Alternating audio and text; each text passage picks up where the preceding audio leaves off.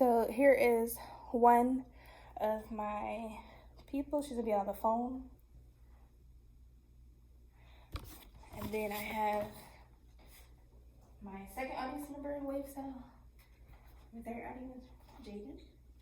Can you see him on the screen? Scoot over just a little bit. Just make sure she sees you. And then I have my visual aid here. And we'll get started.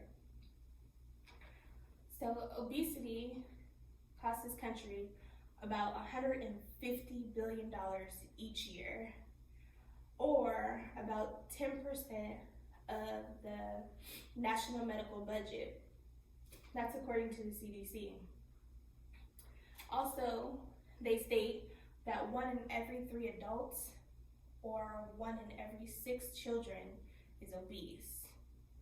This is important to me. I've done some extensive research on this topic in regards to obesity, as well as it's important because as a nurse case manager, a lot of the patients that I deal with are obese, are morbidly obese, and they have a lot of complications related to their obesity.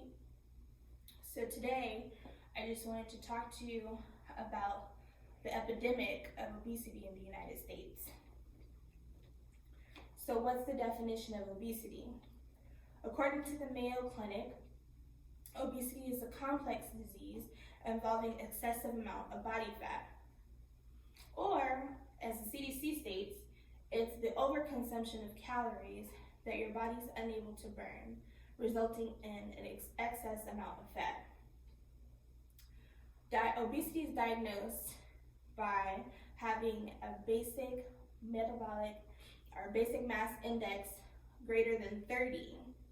And what the BMI or basic body mass index is a calculation of your body percentage or mass based on your height and weight. So this puts you in one of 4 categories: underweight, healthy weight, overweight, or obese. Now that we know the definition of obesity, let's dive into some of the causes. So some of the causes of obesity are unhealthy diet, so eating foods that are high in calories, high in sugars, high in amounts of fat, lots of processed foods. Also, liquid calories. We consume plenty of liquid calories. Those are your sodas, your favorite Starbucks coffee every day, or any of those wonderful fruit juices that are full of sugars. Those are all considered liquid calories. Water is one of the best liquids that we can drink for ourselves. Also, we have a tendency to be sedentary. So we are frequently sitting. We sit in front of the television, we sit at school or work all day. We don't move around and we don't have exercise. So it's really important to understand some of those causes. Other factors are pregnancy. So when a woman is pregnant, she also may have a cause for long-term overweight or obesity in a person, or even their child may become obese if they have obesity during pregnancy. Lack of sleep is another cause of obesity, and stress factors. So we want to make sure that we understand those causes. What are some of the complications that we know of that are caused from obesity?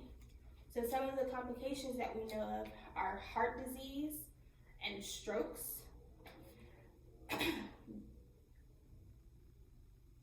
Also, diabetes, type 2 diabetes requiring insulin. It affects the way that our bodies produce the insulin and the way that our bodies use the insulin, which is important to understand because having obesity can make it very difficult when you have diabetes.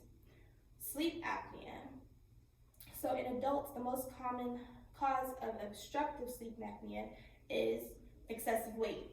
So it's when your soft tissue in your throat, in your mouth and your throat, are causing difficulty sleeping. And osteoarthritis. So extra weight put on your stress and your joints causes osteoarthritis. Excuse me. What can we do for prevention of obesity?